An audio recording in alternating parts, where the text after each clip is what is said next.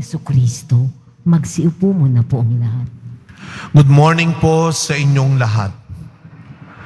Mga kapatid, ngayon po ay August 22. Ipinagdiriwang po natin ngayon ang isang bahagi ng buhay ni Maria, hindi lamang bilang ina ng Diyos, kundi reyna ng langit at lupa.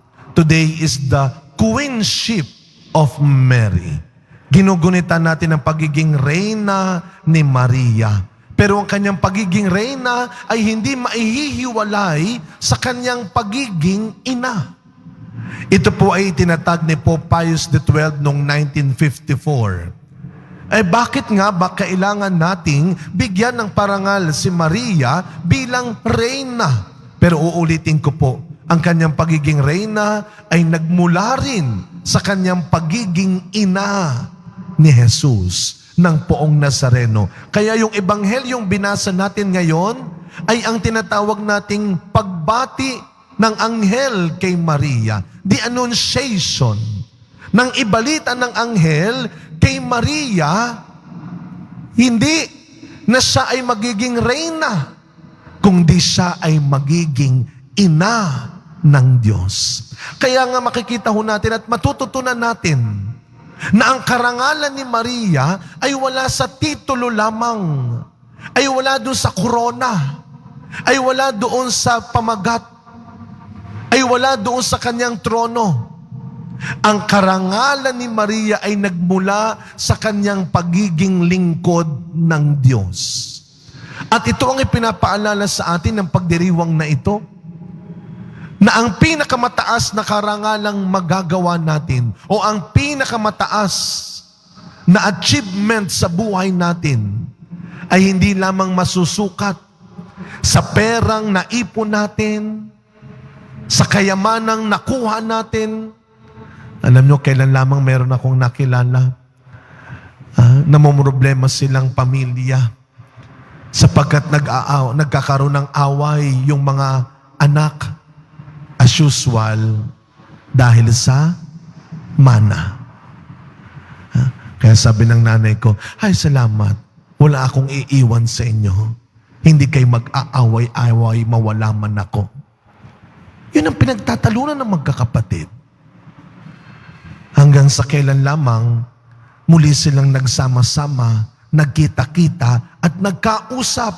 At salamat sa Diyos, nagkasundo-sundo sila. Kailan nangyari? Nung kamatayan ng nanay nila.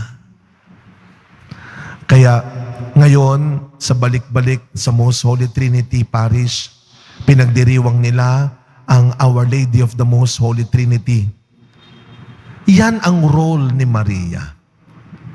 Diyan makikita ang tunay na karangalan at pagiging reyna ni Maria. Kung saan ang hangad niya ay ang pag-isahin ang mga anak ng Diyos, ay ibalik ang mga anak ng Diyos, lalo na ang mga nag-aaway-away, nagkakawatak-watak, nagkakagulo. Si Maria ay hindi Diyos.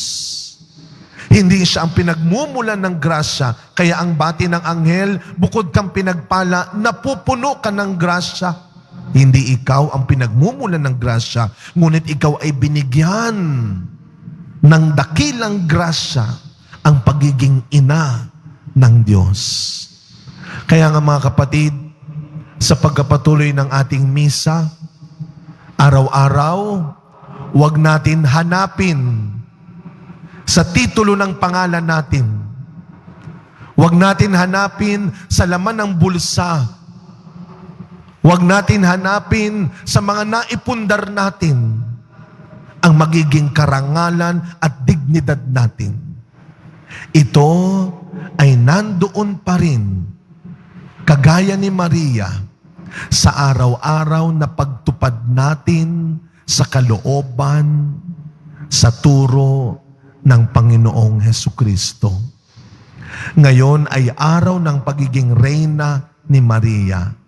Ngunit sa huling bahagi ng ating ebanghelyo, na sana masabi natin at lagi nating itanim sa kokote natin, Ako ay alipin ng Panginoon. Nasa Panginoon ang tunay na ikadarangal ng buhay ko. Amen. Magsitayo na po ang lahat.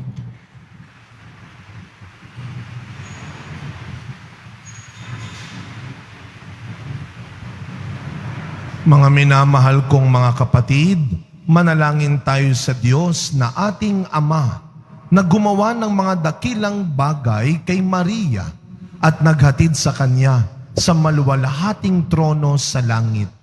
Ipaalam natin sa Kanya ang ating mga pangangailangan sa tulong ni Maria at ang ating pong itutugon. Sa tulong ng aming Inang Maria, pakinggan mo ang aming mga panalangin